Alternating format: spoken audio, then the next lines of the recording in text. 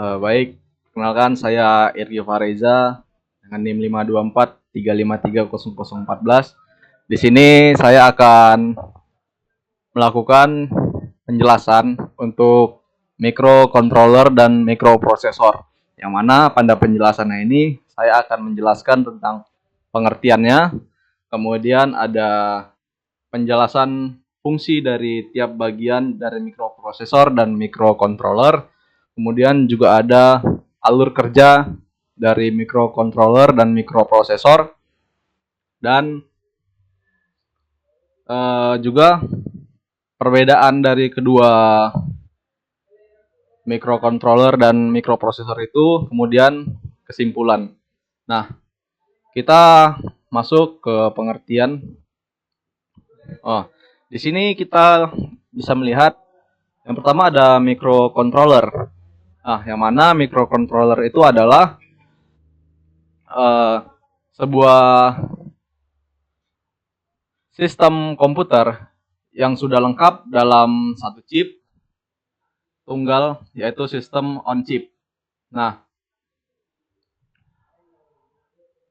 yang mana di dalamnya itu sudah terintegrasi CPU, memori, RAM dan ROM, serta berbagai peripheral I dan O-nya, input dan outputnya.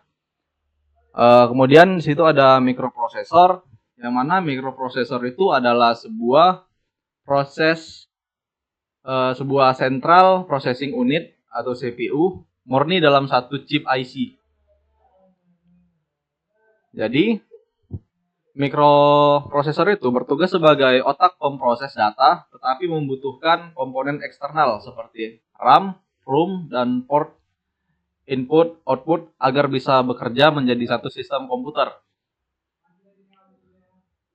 Kita lanjut ke penjelasan bagian-bagian dari microcontroller, yang mana kita bisa lihat di situ ada PCC dan GND. Nah, dari arsitektur ini, PCC dan GND itu adalah pin penyuplai daya listrik utama, yang mana PCC sebagai tegangan positif, sedangkan GND sebagai acuan tegangan 0 volt. Kemudian kita bisa melihat di situ ada sirkuit osilator, yaitu sirkuit itu pembentuk gelombang detak atau clock yang terhubung ke kristal eksternal untuk menyinkronkan seluruh operasi internal. Kita bisa melihat juga di situ ada CPU, yaitu Central Processing Unit. Jadi inti dari pengelola data yang mengeksekusi instruksi dari program, yaitu terdiri dari Arithmetic Logic Unit atau kita singkat ALU, kemudian register kerja dan unit kontrol. Kita di situ juga ada memori yang terbagi dua, yaitu RAM dan ROM. Yang pertama itu ada ROM. Itu untuk menyimpan kode program aplikasi secara permanen. Kemudian RAM-nya itu untuk menyimpan data variabel sementara dan stack pointer saat program beroperasi. Kemudian di situ ada blok fungsi khusus atau SFR. Itu untuk register khusus penampung konfigurasi internal untuk mengontrol mode kerja peripheral seperti timer, mode sleep, dan konfigurasi port. Kemudian ada port I/O, yaitu input, output, yang mana dia terbagi dua, yaitu paralel dan serial. Yang paralel itu untuk mengirim atau menerima data secara bersamaan melalui beberapa jalur pin. Yang serial itu adalah transmisi data bit demi bit secara berurutan melalui protokol seperti UART, SPI, atau I2C. Kemudian di sebelah kiri itu ada ADC atau Analog to Digital Converter, yang mana untuk mengubah sinyal tegangan analog kontinu dari sensor luar menjadi data digital biner. Di sebelah kanan ada DAC, Digital to Analog Converter, yang mana berfungsi untuk mengubah data digital biner dari CPU menjadi sinyal tegangan analog kontinu untuk mengendalikan beban luar. Kemudian ada timer atau counter, yang mana timer itu untuk menghitung interval waktu berbasis siklus clock internal untuk pembuatan delay atau sinyal PWM. Sedangkan counter untuk menghitung pulsa atau kejadian dari sinyal eksternal. Kita masuk ke kontrol interupsi, yaitu untuk mengatur dan memprioritaskan sinyal setelaan agar CPU dapat menjeda program utama secara sementara untuk mengeksekusi instruksi darurat. Nah, setelah saya jelaskan fungsi-fungsi dari tiap komponennya, ada juga alur kerja dari microcontroller, yaitu yang pertama dia akan menerima sinyal analog dari lingkungan luar melalui ADC dan dikonversi menjadi data biner digital. Nah, kemudian data biner digital itu akan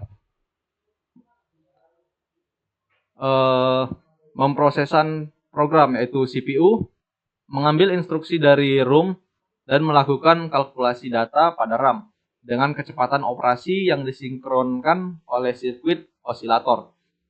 Kemudian blok timer atau kontrol dari kontrol interupsi itu memantau siklus waktu dan sinyal darurat secara real time.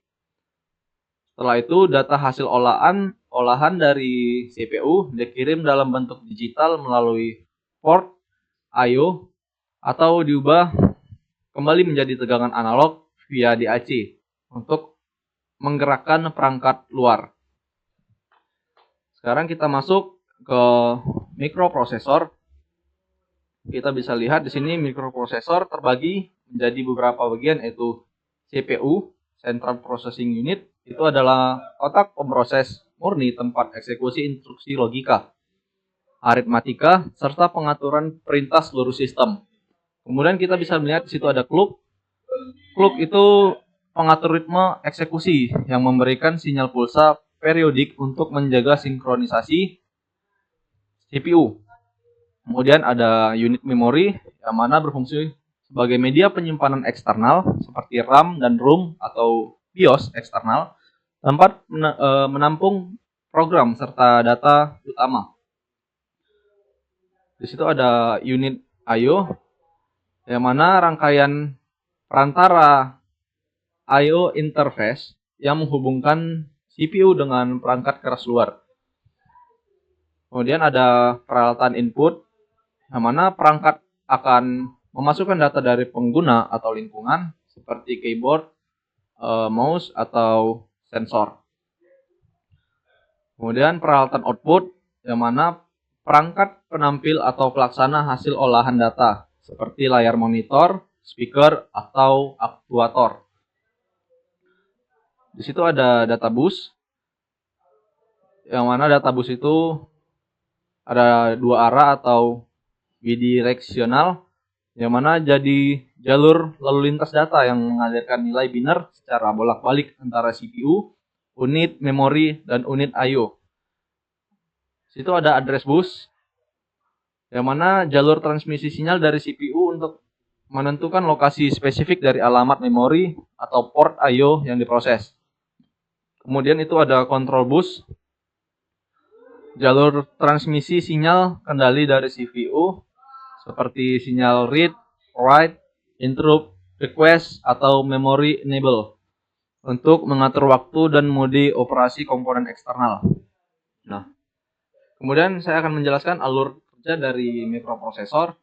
Yang pertama, dia akan menunjukkan alamat, yaitu dari CPU memancarkan lokasi alamat memori atau nomor port sesuai tujuan melalui address bus.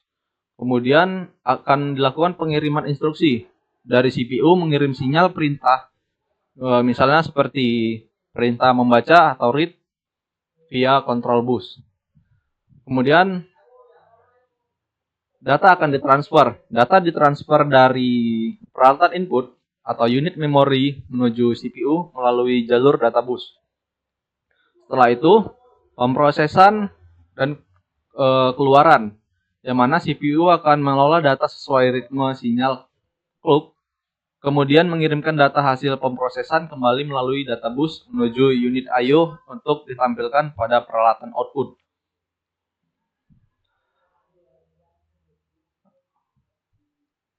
Sekarang kita masuk kepada perbedaan utama dari microcontroller dan microprosesor.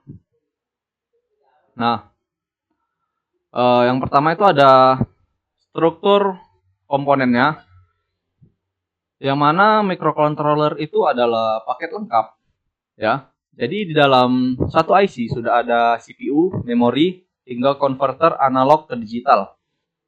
Sementara microprosesor hanya berisi CPU, sehingga kita wajib merangkai lagi memori dan port I/O tempat di luar chip menggunakan saluran address bus, data bus, dan control bus.